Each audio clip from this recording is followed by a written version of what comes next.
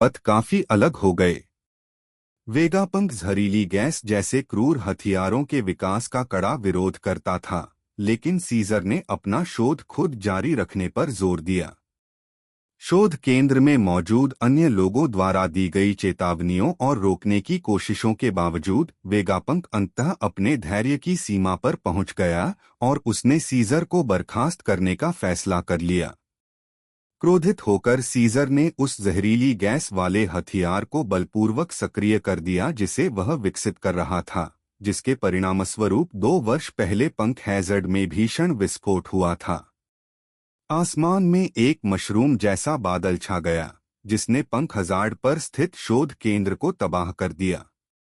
नौसेना के पास वेगापंक और अन्य शोधकर्ताओं को तुरंत खाली करने के अलावा कोई विकल्प नहीं था, जिससे पंख हैजर्ड लंबे समय तक एक वीरान द्वीप बन गया जहां कोई जीव जंतु नहीं था।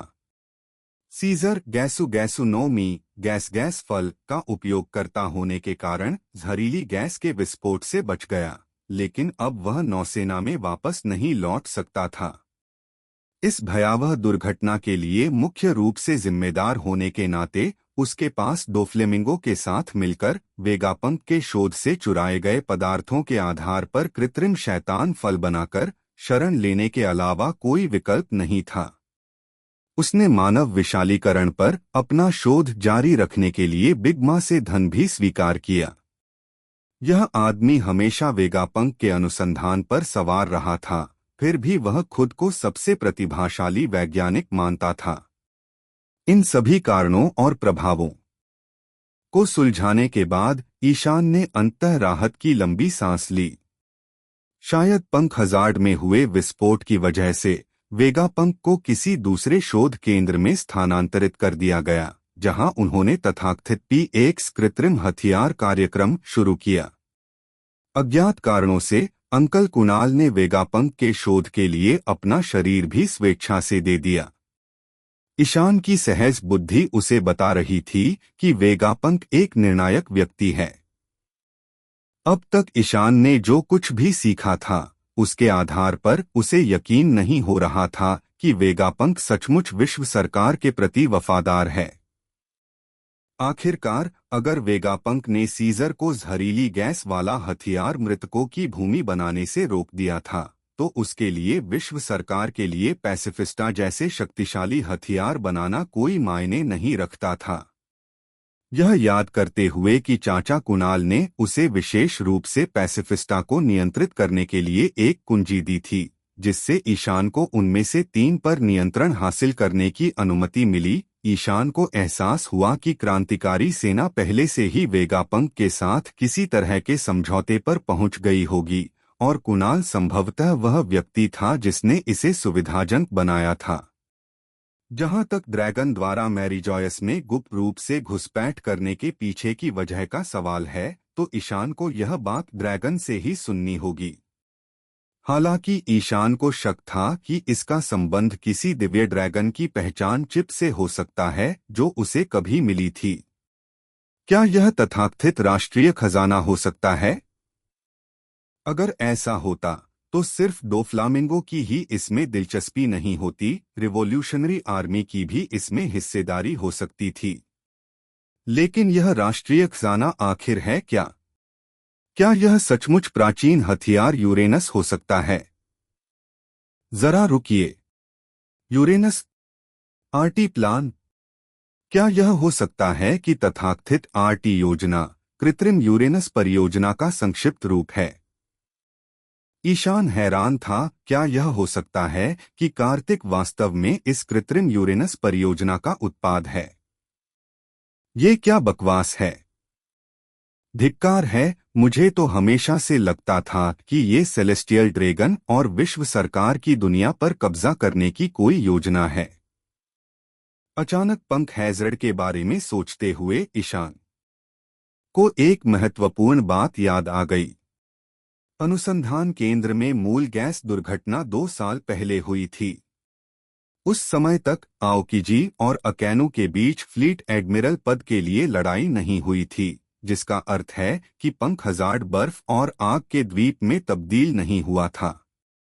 चूंकि डोफ्लामिंगो ने पहले ही कृत्रिम शैतानी फल बनाना शुरू कर दिया था, इससे संकेत मिलता है कि सीजर गुप्त रूप से पंख हजार्ड लौट आया था, द्वीप से जहरीली गैस हटा दी थी और गुप्त रूप से अपना अनुसंधान करने के लिए उस पर कब्जा कर लिया था।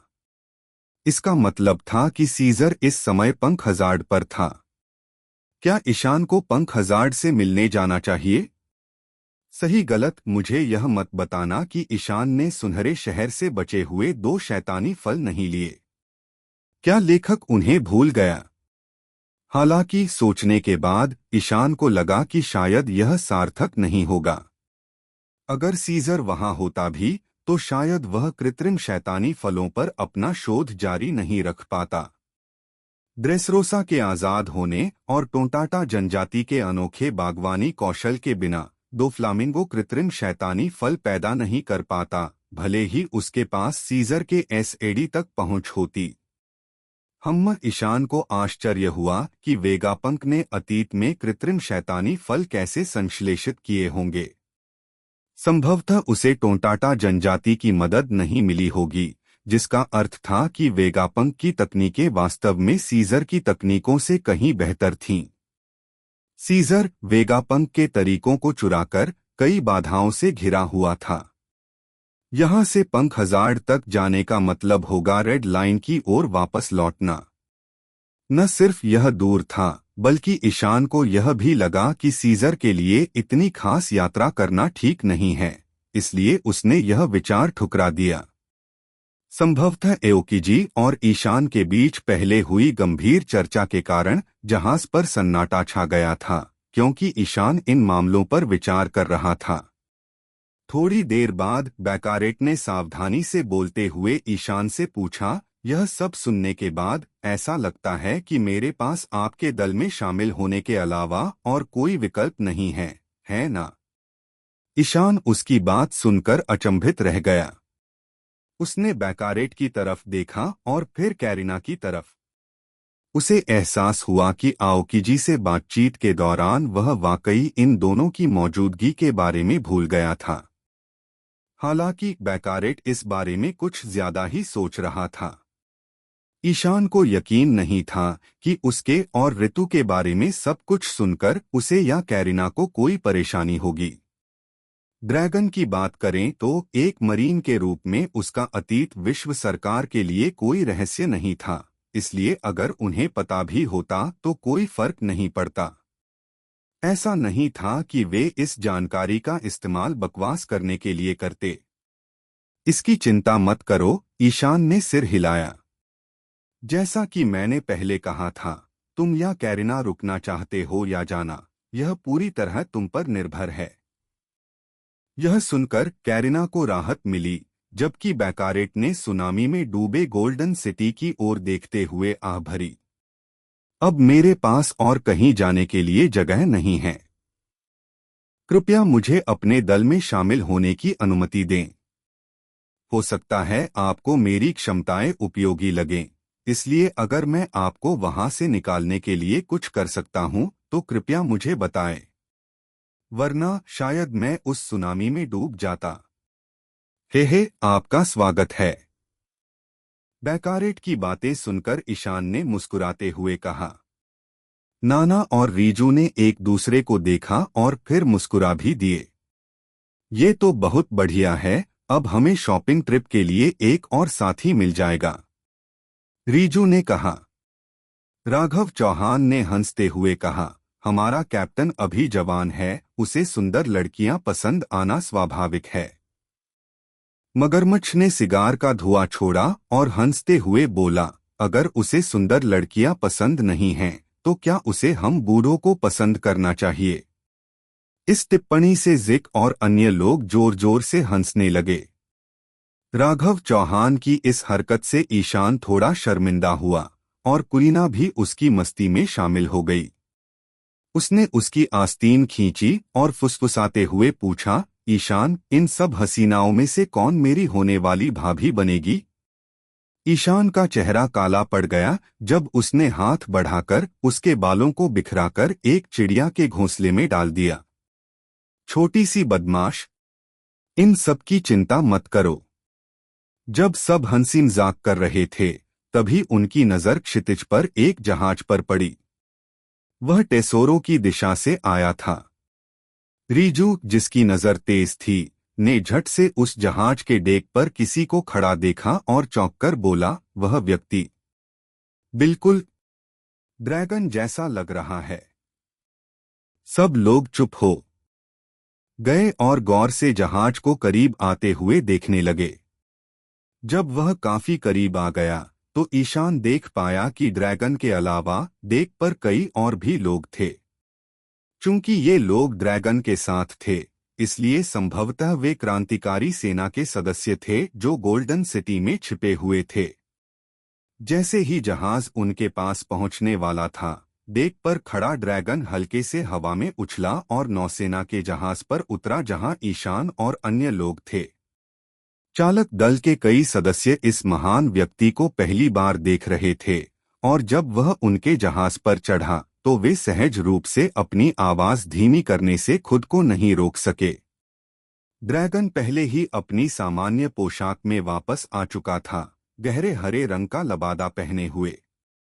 उसके बाएं गाल पर लाल चौकोर टैटू उसके हुड के नीचे से हल्का सा दिखाई दे रहा था।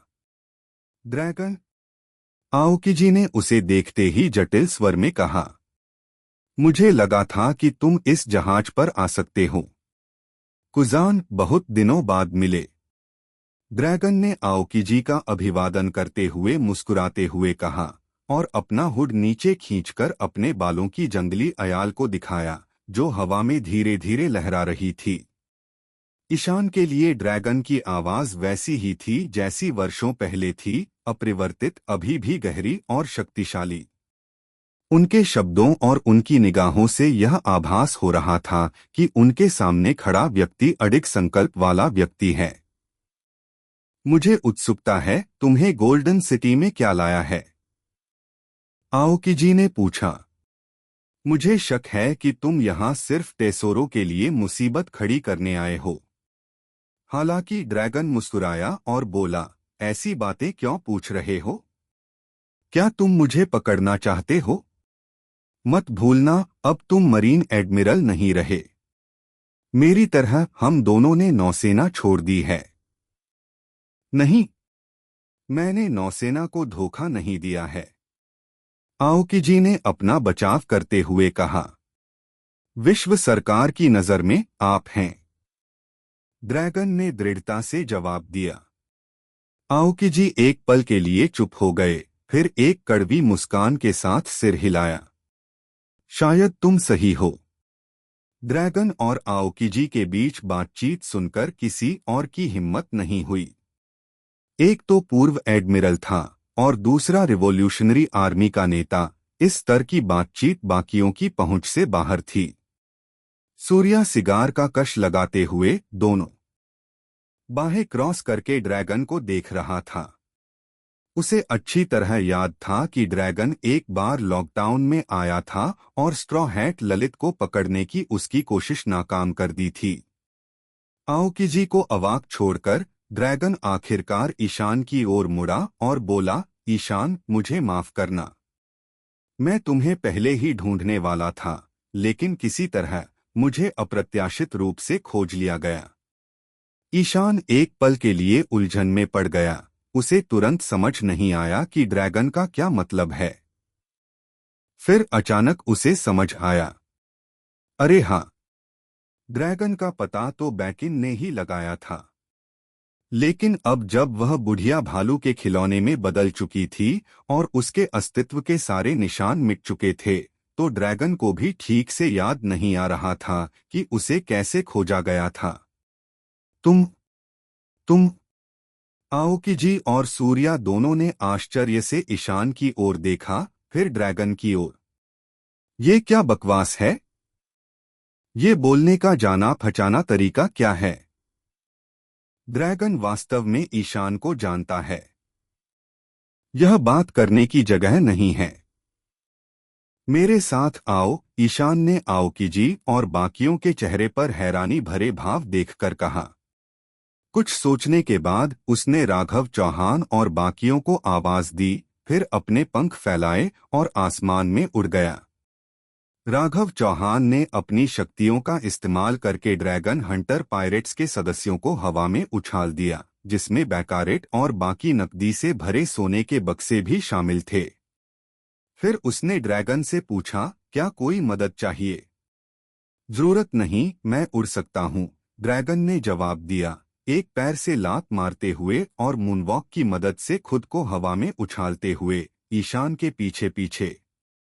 ड्रैगन के साथ आए क्रांतिकारियों ने शायद इसका अंदाजा लगा लिया था, इसलिए वे चुपचाप जहाज पर ही रहे। ड्रैगन हंटर पायरेट्स के सभी सदस्य आकाश में ऊपर तैरते हुए स्काई आइलैंड की ओर बढ़ गए और आओकीजी और सूर्या को पीछे छोड़ गए। वे दोनों मुंह खोले खड़े रहे और अविश्वास से उन्हें जाते हुए देखते रहे। मुझे ऐसा लगता है कि उस बच्चे ईशान ने हमें इस पूरे समय अंधेरे में रखा है, सूर्या ने खुद से कहा। वास्तव में, आओकीजी ने आश्चर्यजनक रूप से सहमति व्यक्त की। ड्रैगन और ईशान के बीच बातचीत में परिचित स्वर को सुनकर आओकीजी और अन्य लोगों को एहसास हुआ कि वे कुछ असाधारण पर ठोकर खा गए हैं। स्काई आइलैंड लौटकर ईशान ने मुड़कर देखा कि ड्रैगन बादलों पर शान से उतर रहा है। आखिरकार ईशान के चेहरे पर मुस्कान आ गई और उसने कहा, अंकल ड्रैगन, मैंने सोचा था कि तुम मुझसे चुपके से मिलने के लिए चुपचाप इंतजार करोगे। ड्रैगन ने सिर हिलाया और जवाब दिया, कोई बात नहीं। मैं आओकीजी को अच्छी तरह जानता हूँ, अगर उसे कुछ शक भी हुआ तो वह कोई शोर नहीं मचाएगा। इसके अलावा तुम्हारी मौजूदा ताकत के साथ अब तुम्हें अपनी पहचान छिपाने की कोई जरूरत नहीं है। ईशान ने हंसते हुए ड्रैगन को स्काई आइलैंड के शहर में आने का न्योता दिया। चलते चलते ड्रैगन ने ईशान के स्काई आइलैंड को देखा और सहमति में सिर हिलाया। इस बीच ड्रैगन हंटर पायरेट्स के सदस्य पीछे पीछे आ गए और दूर से उन दोनों पर नजर रखने लगे। किसने सोचा था कि ड्रैगन ईशान को ढूंढने के लिए इतना जोखिम उठाएगा? यह तो वाकई अप्रत्याशित है, मगरमच्छ ने धीमी आवाज में कहा। शायद उसके पास चर्चा करने के लिए कुछ महत्वपूर्ण बात हो, ऋतु ने अनुमान लगाया। हालांकि एनेल को ड्रैगन का नाम नहीं पता था, इसलिए उसने उत्सुकतावश उससे स्पष्टीकरण मांगा।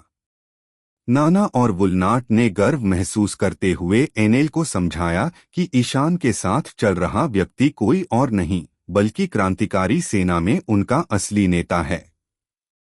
हे! राघव चौहान अचानक हंस पड़ा। हालांकि मैं देख नहीं सकता, पर कुजान और बाकियों के चेहरों पर जो भाव होंगे उनकी कल्पना तो कर ही सकता हूं। यह वाकई बहुत मजेदार होगा। आगे ईशान और ड्रैगन बातचीत में व्यस्त थे। अंकल ड्रैगन, हमारी आखिरी मुलाकात को 10 साल से ज्यादा हो गए हैं। ओह रुको! ईशान ने अपने माथे पर हाथ मारा और कहा, दरअसल आपने मुझे ज्यादा समय पहले नहीं देखा था, लेकिन मैं आपको नहीं देख पाया था उस समय सलामीज में। ड्रैगन ने जवाब दिया, सबों ने तुम्हें जरूर बताया होगा। हाँ, जब मैंने कुणाल से सुना कि किजारू और जेफिर तुम्हारा पीछा कर रहे हैं तो मुझे चिंता हुई कि कहीं तुम किसी मुसीबत में न पड़ जाओ, इसलिए मैं सलामिस द्वीप की ओर दौड़ा। लेकिन जब मैंने देखा कि तुम अपनी जगह पर डटे हुए हो और व्हाइट बियर्ड भी वहां आ गया है, तो मैंने खुद को जाहिर न करने का फैसला किया। ईशान मुस्कुराए बिना नहीं रह सका। जब साबो ने उसे यह बात बताई थी तो ईशान वाकई बहुत भावुक हो गया था। सच कहूं तो उसने उम्मीद नहीं की थी कि ड्रैगन चुपचाप उस पर नजर रखेगा। तुम मुझे ढूंढने गोल्डन सिटी आए थे न? ईशान ने पूछा। जब मैंने सुना कि तुम गोल्डन सिटी में हो तो मुझे अंदाजा हो गया था। बिल्कुल सही ईशान। ड्रैगन का चेहरा और भी गंभीर हो गया। जब से तुम रिवॉल्यूशनरी आर्मी में शामिल हुए हो, तुम स्वतंत्र रूप से काम कर रहे हो। मैंने तुम्हें कोई खास मिशन नहीं सौंपा है, लेकिन मैं तुम्हारी मदद के लिए हर संभव प्रयास करूंगा। ईशान मुस्कुराए। बिना नहीं रह सका। जब से तुम रिवॉल्यूशनरी आर्मी में शामिल हुए हो, तुम स्वतंत्र रूप से काम कर रहे हो। मैंने तुम्हें कोई खास मिशन नहीं सौंपा है, लेकिन कहना होगा कि तुमने अच्छा काम किया है। तुम्हारे कामों ने विश्व सरकार और नौसेना का ध्यान खींचा है, जिससे रिवॉल्यूशनरी आर्मी पर दबाव कम हुआ है। मैं इस बार खास तौर पर तुम्हें ढूंढने आया हूं क्योंकि मुझे तुमसे कुछ बातें करनी हैं। ड्रैगन ने अपनी जेब से विवर कार्ड का एक टुकड़ा निकालकर ईशान को देते हुए कहा, मुझे पता है कि तुम्हारे पास साबो का विवर कार्ड है, लेकिन साबो हाल ही में बाल्टीगो नहीं गया है, इसलिए मैं तुम्हें अपने विवर कार्ड का एक टुकड़ा दे रहा हूं। मैं चाहता हूं कि तुम 6 महीने बाद बाल्टीगो स्थित रिवॉल्यूशनरी आर्मी मुख्यालय में खुद आओ। हम आपका विवर कार्ड? ईशान थोड़ा हैरान हुआ। क्या आपको यकीन है कि यह मुझे देना ठीक होगा? मैं वर्तमान में निम्नलिखित उपन्यासों का अनुवाद कर रहा हूं। सुपर कार्ड सिस्टम, ब्रह्मांड का सर्वश्रेष्ठ उपन्यास। यदि आप मेरा समर्थन करना चाहते हैं और अधिक अध्याय पढ़ना चाहते हैं तो कृपया मेरे पैट्रेयो की सदस्यता लें। यद्यपि विवर कार्ड किसी व्यक्ति का सटीक स्थान नहीं बता सकता, लेकिन हर कोई जानता है कि किसी व्यक्ति को खोजने के लिए इसका उपयोग करने से आप निश्चित रूप से उस तक पहुंच जाएंगे। ईशान को अपना विवर कार्ड देकर ड्रैगन वास्तव में अपने भविष्य की गतिविधियों को ईशान के लिए गुप्त नहीं रहने दे रहा था। इस कृत्य ने अपार विश्वास को प्रदर्शित किया और ईशान का क्षणिक आश्चर्य स्वाभाविक था। हालांकि ड्रैगन बेपरवाह था और उसने ईशान से कहा, कुणाल मेरा सबसे भरोसेमंद साथी है, इसलिए मुझे लगता है कि उसका फैसला सही है। इसके अलावा तुम भी ललित के भाई हो, इसलिए इस भरोसे के हकदार हो। ईशान ने आगे कुछ नहीं कहा, लेकिन उसने ध्यान से विवर कार्ड रख दिया। चूंकि ड्रैगन ने इतनी साफ साफ बात कह दी थी, इसलिए ईशान सिर्फ शब्दों में जवाब नहीं देगा। वह ड्रैगन के भरोसे का हकदार है या नहीं, यह सिर्फ उसके वादों से नहीं बल्कि उसके कामों से साबित होगा। विवर कार्ड को एक तरफ रखने के बाद ईशान ने पूछा, अंकल ड्रैगन, क्या आप मुझे 6 महीने में बाल्टीगो जाने के लिए इसलिए कह रहे हैं क्योंकि आप क्रांतिकारी सेना के सभी नेताओं को इकट्ठा करने की योजना बना रहे हैं? ड्रैगन ने सिर हिलाया और कहा, हाँ। आमतौर पर बाल्टीगो मुख्यालय रिवॉल्यूशनरी आर्मी के कमांडरों को विशिष्ट कार्रवाई के आदेश जारी नहीं करता। रिवॉल्यूशनरी आर्मी मुख्यतः गुप्त रूप से काम करती है, इसलिए आप आमतौर पर अपनी इच्छानुसार कार्य करने के लिए स्वतंत्र होते हैं। इवानकोव इसी तरह काम करता है और आप भी इसी तरह। लेकिन जहां आप इवानकोव को जानते हैं, वहीं रिवॉल्यूशनरी आर्मी के ज्यादातर कमांडर एक दूसरे से परिचित नहीं हैं। यह सभा आंशिक रूप से आप सभी को एक दूसरे को जानने में मदद करने के लिए है, ताकि आप भविष्य के अभियानों के दौरान एक दूसरे का समन्वय और समर्थन कर सकें। दूसरा कारण यह है कि उस समय कोई महत्वपूर्ण कार्रवाई की योजना बनाई जा सकती है। कोई महत्वपूर्ण कार्य? ईशान को तुरंत दिलचस्पी हुई और उसने पूछा, किस तरह का कार्य? ड्रैगन एक पल के लिए झिझका, लेकिन फिर उसने खुलासा करने का फैसला किया। दृढ़ भाव से उसने कहा, इस बड़े ऑपरेशन में डॉक्टर वेगापंक को नौसेना और विश्व सरकार के संरक्षण से छुड़ाना शामिल है। ईशान एक पल के लिए स्तब्ध रह गया और फिर उसे इतना धक्का लगा कि वो उछल पड़ा। क्या? बचाओ! बचाओ! अपनी बात पूरी करने से पहले ही ईशान को स्थिति की गंभीरता का एहसास हुआ और उसने जल्दी से अपनी आवाज धीमी करते हुए कहा, डॉक्टर वेगापंक को बचाओ। क्या वह हम में से एक है? क्रांतिकारी सेना का सदस्य है? नहीं, ड्रैगन ने सिर हिलाया। वह रिवॉल्यूशनरी आर्मी का सदस्य नहीं है। हालांकि जब कुणाल पैसिफिस्टा प्रोजेक्ट पर उसके साथ सहयोग कर रहा था, तो उसने डॉक्टर वेगापंक के सामने अपनी पूरी पहचान उजागर कर दी थी। रिवॉल्यूशनरी आर्मी का प्रतिनिधित्व करने वाले कुणाल ने डॉक्टर वेगापंक के साथ एक समझौता किया था। समझौता यह था कि एक निश्चित शोध परियोजना पूरी होने के बाद रिवॉल्यूशनरी आर्मी उसे बचाने की जिम्मेदारी लेगी। शोध? कैसा शोध? ईशान ने आगे पूछा। क्या वेगापंक नौसेना की विज्ञान इकाई से भागना चाहता है? डॉक्टर वेगापंक निश्चित रूप से विश्व सरकार की सेवा करने को तैयार नहीं होंगे, ड्रैगन ने व्यंग्य किया। आपको पता होना चाहिए कि उन्हें असल में नौसेना और विश्व सरकार ने ही पकड़ा था। वह तो बस एक इंसान हैं, और उस बंदी अभियान के दौरान वेगापंक के कई पूर्व सहायक और सहकर्मी विश्व सरकार की सेनाओं द्वारा मारे गए थे। उन्हें विश्व सरकार से कोई लगाव कैसे हो सकता है? ईशान को पहले से ही इसका शक था। कई सुरागों से उसने अंदाजा लगाया था कि डॉक्टर वेगापंक पर नौसेना का दबाव है। अब ड्रैगन की बातों ने उसके शक की पुष्टि कर दी। ड्रैगन स्काई आइलैंड के प्राचीन खंडहरों में एक सीढ़ी पर बैठ गया और अपने बगल में जगह थपथपाकर ईशान को भी बैठने का संकेत दिया। ईशान के बैठते ही ड्रैगन ने आगे कहा, यह सही है। विश्व सरकार की शक्ति से वे डॉक्टर वेगापंक को अद्वितीय शोध संसाधन प्रदान कर सकते हैं, जो वह अकेले कभी हासिल नहीं कर सकते थे। लेकिन मैं वेगापंक की मातृभूमि भविष्य के देश बाल्टिमोर का दौरा कर चुका हूं, और उनके देशवासियों से मैंने जाना कि वेगापंक वास्तव में किस तरह के व्यक्ति हैं। बाल्टिमोर में उनके सभी शोध और आविष्कार उनके लोगों के जीवन को बेहतर बनाने के उद्देश्य से थे। वह उन पागल वैज्ञानिकों में से नहीं हैं।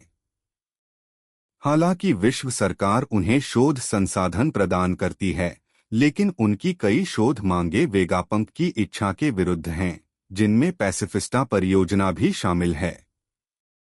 कुणाल शिचिबुकाई बनने के बाद उन्होंने विश्व सरकार के शोध के लिए अपना शरीर स्वेच्छा से समर्पित कर दिया। इस दौरान वह वेगापंक के करीब आ गए और उनसे विस्तार से बातचीत की। जब उन्हें यकीन हो गया कि वेगापंक स्वेच्छा से विश्व सरकार की सेवा नहीं कर रहे हैं, तो कुणाल ने मुझसे संपर्क किया। कुणाल ने मुझे बताया कि वेगापंक पिछले कुछ सालों से चिंता के लक्षण दिखा रहा है, ड्रैगन ने कहा। लगता है वह किसी बात को लेकर चिंतित है। कुणाल ने अनुमान लगाया कि विश्व सरकार के साथ अपने कार्यकाल के दौरान वेगापंक ने शायद कोई बहुत ही चिंताजनक बात उजागर की होगी। कैसी चौंकाने वाली खोज?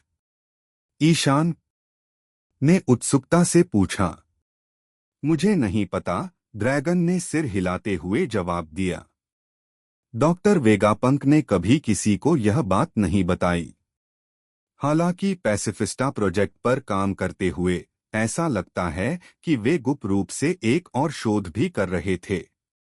उन्होंने कुणाल को बताया कि यह शोध उस दिन की तैयारी के लिए था। उस दिन? इसका क्या मतलब है? ईशान ने भौहें चढ़ाते हुए सोचा। ड्रैगन ने कहा, कोई नहीं जानता कि वह किस बारे में बात कर रहा था। कुणाल के क्रांतिकारी सेना से जुड़े होने के बारे में जानने के बाद वेगापंक ने विश्व सरकार को उसकी सूचना नहीं दी। इसके बजाय उसने हमारे साथ सहयोग करने का फैसला किया। उसने कुणाल से एक समझौता करवाया था, जिसके तहत वह उम्मीद करता है कि इस खास शोध को पूरा करने के बाद हम उसे नौसेना के वैज्ञानिक विभाग और विश्व सरकार के संरक्षण से बचा सकेंगे। उसका शोध कहाँ तक पहुंचा है? ईशान ने जल्दी से पूछा। कुणाल के संशोधन पूरे हो चुके हैं, वह पूरी तरह से बेहोश हो गया है। उसकी जानकारी दिए बिना हम अब विस्तृत जानकारी प्राप्त नहीं कर सकते। ड्रैगन ने आह भरी और आगे कहा, लेकिन पहले प्राप्त जानकारी के आधार पर पैसिफिस्टा परियोजना सफल मानी जा रही है। डॉक्टर वेगापंक अब संभवतः अपना सारा ध्यान अपने अन्य शोधों पर केंद्रित कर रहे हैं। मुझे नहीं पता कि इसे पूरा करने के लिए उनके लिए आधा साल पर्याप्त होगा या नहीं, इसलिए 6 महीने में जानकारी जुटाना केवल एक आकस्मिक योजना है और इसका मतलब यह नहीं है कि हम कोई कार्रवाई करेंगे। इस बीच रिवॉल्यूशनरी आर्मी नौसेना के वैज्ञानिक प्रभाग में घुसपैठ करके और अधिक जानकारी इकट्ठा करने की हर संभव कोशिश करेगी। ईशान सोच में पड़ गया और बोला, यह तरीका बहुत अनिश्चित लगता है। अगर वेगापंक चाहता है कि रिवॉल्यूशनरी आर्मी उसे बचा ले तो फिर उसने पैसिफिस्टा प्रोजेक्ट क्यों चलाया, जिससे अंकल कुणाल बेहोश हो गए? क्या इससे उसकी जानकारी देने का जरिया बंद नहीं हो गया? वेगापंक इतना बुद्धिमान है तो उसने यह बात क्यों नहीं सोची? और क्या अंकल कुणाल ने अपने संशोधन पूरे होने से पहले तुम्हें कोई अंतिम जानकारी नहीं भेजी थी? मुझे भी नहीं पता क्यों। ड्रैगन ने सिर हिलाया। लेकिन मुझे शक है कि उस समय कुछ हुआ होगा। कुणाल ने अपनी पिछली रिपोर्ट में जिक्र किया था कि वह और वेगापंक दोनों ही एक नाजुक स्थिति में थे। यह सुनकर ईशान असमंजस में पड़ गया और बस यही पूछ पाया, तो क्या होगा अगर इस दौरान रिवॉल्यूशनरी आर्मी नौसेना के वैज्ञानिक विभाग में घुसपैठ करने और वेगापंक से संपर्क करने में नाकाम रही? अगर हमें नहीं पता कि वेगापंक का शोध पूरा हुआ है या नहीं, तो हम बचाव अभियान कैसे शुरू कर सकते हैं? सच में यही मेरी भी चिंता है। ड्रैगन ने सिर हिलाया। अगर रिवॉल्यूशनरी आर्मी कोई बचाव अभियान शुरू करती है और वेगापंक का शोध पूरा नहीं होता, तो यह विनाशकारी होगा। जरूरी शोध सुविधाओं के बिना उसका काम बर्बाद हो सकता है। इसलिए मैंने तय किया है कि चाहे कुछ भी हो, हमें कोई भी कार्रवाई शुरू करने से पहले वेगापंक से संपर्क करना ही होगा, चाहे इसके लिए बड़ी कुर्बानियां ही क्यों न देनी पड़े।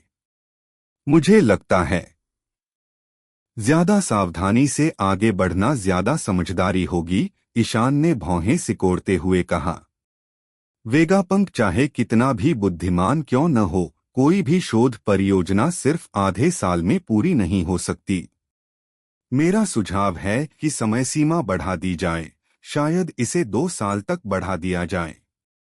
ईशान को याद था कि क्रांतिकारी सेना ने वास्तव में एक सम्मन कार्रवाई की थी, लेकिन यह अगले विश्व सम्मेलन से ठीक पहले था, जो वर्तमान समय से अभी भी 2 साल दूर था। ठीक है, अधिक सटीक रूप से लगभग 1.5 साल।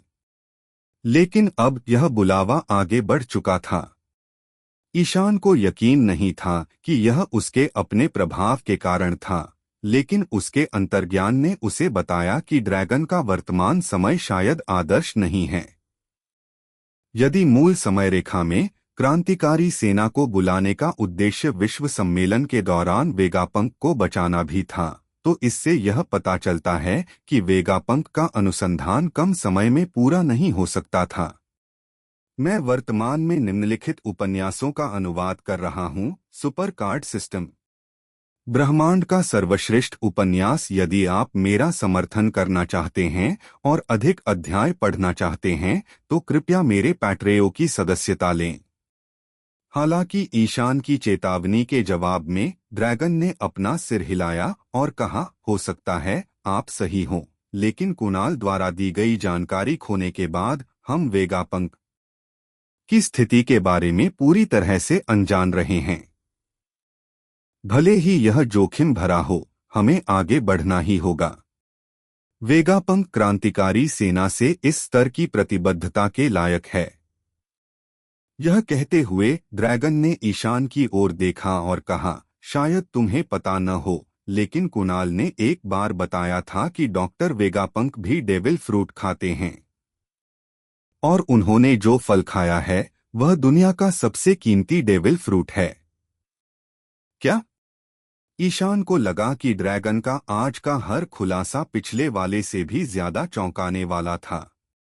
वेगापंक भी एक शैतान फल उपयोग करता है। ईशान का अविश्वास देखकर ड्रैगन थोड़ा मुस्कुराया और पूछा, तुम्हारे अनुसार दुनिया की सबसे कीमती चीज क्या है? हीरे? सोना? नहीं, परिवार या प्यार होना चाहिए, है ना?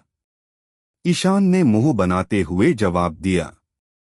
ड्रैगन ने कहा, अलग अलग लोगों के लिए अलग अलग जवाब होंगे, लेकिन इस दुनिया के लिए सिर्फ एक ही चीज सबसे अनमोल है, और वह है ज्ञान, बुद्धि।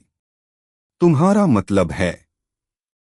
ईशान की आंखें चौड़ी हो गईं और वह बोला, वेगापंक ने बुद्धि फल खा लिया। हाँ, बुद्धि फल। ड्रैगन ने सिर हिलाया। यह अस्तित्व में मौजूद सबसे अनोखा और प्राचीन शैतान फल है, ऐसा फल जो पहले कभी दुनिया में नहीं दिखा। आपको यह किसी भी शैतान फल विश्वकोश में नहीं मिलेगा। केवल इसे खाने वाला ही इसके असली स्वरूप को जान पाएगा। वेगापंक खास है, वह दुनिया का सबसे बुद्धिमान व्यक्ति है, ड्रैगन ने समझाया। भले ही उसके पास कोई युद्धक क्षमता न हो, फिर भी उसका महत्व अपरिमित है। उसकी बदौलत ही विश्व सरकार और नौसेना ने कई नए हथियार और तकनीकें हासिल की हैं, और लगातार और ज्यादा शक्तिशाली होती जा रही हैं। आप कल्पना कर सकते हैं, अगर नौसेना इतनी मजबूत हो जाए कि सभी समुद्री डाकुओं का सफाया कर सके, तो विश्व सरकार का नियंत्रण कितना मजबूत हो जाएगा। इसीलिए वेगापंक क्रांतिकारी सेना के लिए भी बेहद अहम है। अगर हम उसे अपने पक्ष में कर लें, तो क्रांतिकारी विद्रोह अजेय हो जाएगा। ईशान ने आह भरी, आखिरकार ड्रैगन की बात समझ में आ गई। रिवॉल्यूशनरी आर्मी के लिए वेगापंक की जगह कोई नहीं ले सकता था। जरा सी भी संभावना हो तो ड्रैगन बिना किसी हिचकिचाहट के उसे अंजाम देगा। हालांकि ऑपरेशन टालने का ईशान का सुझाव ने इरादे से था, ड्रैगन उसे स्वीकार नहीं कर सका। उसने रिवॉल्यूशनरी आर्मी के कई सदस्यों की संभावित कुर्बानी के लिए भी खुद को तैयार कर लिया था। ठीक है, अब से 6 महीने बाद मैं समय पर बाल्डिगो पहुंच जाऊंगा। ईशान ने सिर हिलाया। जो भी करना हो, बस आदेश दे दो। उम्मीद है कि नौसेना के विज्ञान विभाग में हमारी घुसपैठ से कम जाने जाए। ईशान की बातें सुनकर ड्रैगन मुस्कुराया और बोला, सच कहूँ तो ईशान, जब कुणाल ने तुम्हें पहली बार रिवॉल्यूशनरी आर्मी में शामिल होने की सिफारिश की थी, तो मैंने कभी सोचा भी नहीं था कि तुम्हारी ताकत इतनी बढ़ जाएगी। इसलिए बाल्डिगो आने के बारे में बताने के अलावा मैं तुम्हें यह भी बताना चाहता हूं कि अब से तुम रिवॉल्यूशनरी आर्मी के चीफ ऑफ कॉम्बैट रहोगे। मैं? लड़ाकू प्रमुख? ईशान ने आश्चर्य से अपनी ओर इशारा किया। यह कैसी स्थिति है? जैसा कि नाम से ही जाहिर है, इसका मतलब है कि आप रिवॉल्यूशनरी आर्मी के लिए युद्धों का नेतृत्व और कमान संभालने के लिए जिम्मेदार हैं। ड्रैगन ने समझाया। जिस क्षण से आप इस पद को स्वीकार करेंगे, रिवॉल्यूशनरी आर्मी के लड़ाकू बल आपकी कमान में होंगे। मैं हमारे आंतरिक संचार माध्यमों से रिवॉल्यूशनरी आर्मी के सभी नेताओं को आपकी भूमिका के बारे में सूचित करूंगा। अगर आपको किसी भी चीज की जरूरत हो, तो आप रिवॉल्यूशनरी आर्मी के किसी भी सदस्य से संपर्क कर सकते हैं, चाहे वे कहीं भी हों, और वे बिना किसी शर्त के आपका सहयोग करेंगे। ईशान ने थोड़ी निराशा में अपना सिर खुजलाया और कहा, यह हमारे दल में नाविक का काम क्यों लग रहा है? ड्रैगन जोर से हंसा और बोला, है ना? रिवॉल्यूशनरी आर्मी एक तरह से समुद्री डाकुओं के दल जैसी है। मैं कप्तान हूं और साबो चीफ ऑफ स्टाफ के रूप में नाविक की तरह हमारे जहाज का रास्ता तय करता है। और तुम नाविक हो, युद्ध में दल का नेतृत्व करने वाले, तुम हमारी युद्ध शक्ति के प्रतीक हो। तो मूलतः मैं तो बस मांसपेशियां हूं। ईशान ने कंधे उचकाए। मैं तो बस यही उम्मीद कर रहा था कि तुम 4 सम्राटों में से एक बन सको। ड्रैगन बोला। इस तरह जब तुम्हारी असली पहचान उजागर होगी, तो पूरी दुनिया हैरान रह जाएगी। ईशान ने यह सुनते ही अपना सिर खुजलाया। क्या कोई और व्यक्ति उसे शीर्ष पद पर धकेलने की कोशिश कर रहा है? लेकिन ईशान भी समझ गया था कि ड्रैगन सच बोल रहा था। मौजूदा सत्ता समीकरणों में ईशान मूल 4 सम्राटों में एक अलग व्यक्ति था। अब उसके पास शिचिबुकाई की उपाधि नहीं थी, फिर भी उसके पास एक छद्म सम्राट जैसी शक्ति थी, जिससे उसकी स्थिति थोड़ी अजीब हो गई थी। नई दुनिया में उसके जैसा कोई भी व्यक्ति स्वाभाविक रूप से अपने हर कदम से ध्यान आकर्षित करेगा, और कोई भी कदम 4 सम्राटों के बीच मौजूदा शक्ति संतुलन को चुनौती दे सकता था।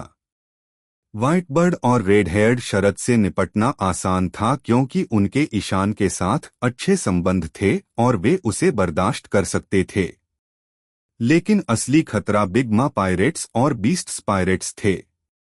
ईशान की कोई भी हरकत जो उनके हितों को प्रभावित करती, उसे उकसावे के तौर पर देखा जाता। ऐसा बिल्कुल भी संभव नहीं था कि बिग मा पायरेट्स और बीस्ट्स पायरेट्स दोनों मिलकर ईशान को समुद्र का 5वां सम्राट मान लें। ऐसी मान्यता पाने का एकमात्र रास्ता यही था कि ईशान 4 सम्राटों में से किसी एक को हराकर शीर्ष पर पहुंचे। हालांकि अभी तक बिग मा पायरेट्स का ईशान के प्रति रवैया अस्पष्ट ही रहा है। शायद ईशान की अनोखी क्षमताओं के कारण उन्होंने अस्थायी रूप से सहयोगात्मक रुख अपनाया था और उसे अपनी चाय पार्टी में भी आमंत्रित किया था।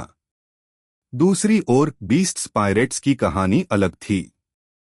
ईशान पहले भी एक बार उनके लीडर कार्तिक से भिड़ चुका था और सहयोग की कोई संभावना नहीं थी। इससे एक संभावित परिदृश्य सामने आया जहां बिग मा पायरेट्स ने ईशान के साथ गठबंधन किया और कार्तिक को हराने में उसका समर्थन किया, जिससे उसे 4 सम्राटों के पद तक पहुंचने में मदद मिली।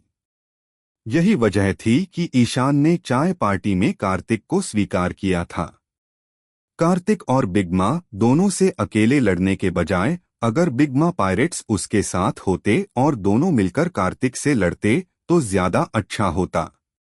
जब ईशान इस पर विचार कर रहा था, ड्रैगन खड़ा हुआ और बोला, ठीक है, मैं जिस काम के लिए यहाँ आया था वह मैंने पूरा कर लिया है, इसलिए अब मेरे जाने का समय हो गया है।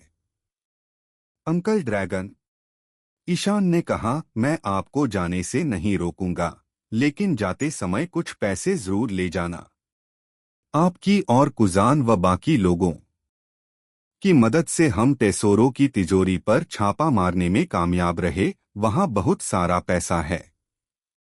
आप क्रांतिकारी सेना के लिए कुछ पैसे ले जा सकते हैं। यह बहुत बढ़िया है, ड्रैगन ने जवाब दिया। सच कहूं तो क्रांतिकारी सेना आर्थिक रूप से संघर्ष कर रही है। अपने साथ 100 अरब बेरीज ले जाओ, ईशान ने प्रस्ताव रखा। वैसे टेसोरो का क्या हुआ? आखिरकार गोल्डन सिटी में जो सुनामी आई, क्या वो तुम्हारी ही करतूत थी? टेसोरो की बात करते हुए ड्रैगन के चेहरे पर गंभीरता आ गई। दरअसल रिवॉल्यूशनरी आर्मी गोल्डन सिटी की स्थापना के बाद से ही उस पर नजर रख रही है। आपको शायद यह पता न हो, लेकिन सेलेस्टियल ड्रैगन्स और विश्व सरकार दोनों को टेसोरो से भारी मात्रा में धन मिलता रहा है। इसलिए इस बार मैंने जहाज को पूरी तरह से नष्ट कर दिया है। गोल्डन सिटी जल्द ही उबर नहीं पाएगी। जहां तक टेसोरो की बात है, मैंने उसे मारा नहीं, बल्कि वह बाढ़ के पानी में लगभग डूब ही गया था। अब वह एक आवारा कुत्ते की तरह है और उसका कोई मोल नहीं बचा है। कौन जाने विश्व सरकार उसके साथ क्या सलूक करेगी। टेसोरो पर संक्षिप्त चर्चा के बाद दोनों ने इस विषय पर और ज्यादा बात नहीं की। ईशान ने एनेल को बुलाया, जो एक बड़ा सुनहरा संदूक लेकर आया। उसमें 100 अरब बेरीज भरी और ड्रैगन को दे दी। 100 अरब बेरीज ने काफी जगह घेर ली, लेकिन ड्रैगन के लिए यह कोई समस्या नहीं थी। उसने अपनी पूरी ताकत लगाकर नीचे से सोने का संदूक उठा लिया। ईशान को ठीक से पता नहीं था कि ड्रैगन कितना शक्तिशाली है, लेकिन शक्ति का यह प्रदर्शन देखकर उसे एक विचार आया। राघव चौहान की मदद से ड्रैगन ने संदूक उठाया, बादलों से नीचे कूदा और धीरे धीरे नीचे समुद्र में क्रांतिकारी सेना के जहाज की ओर बढ़ा। कुछ सोच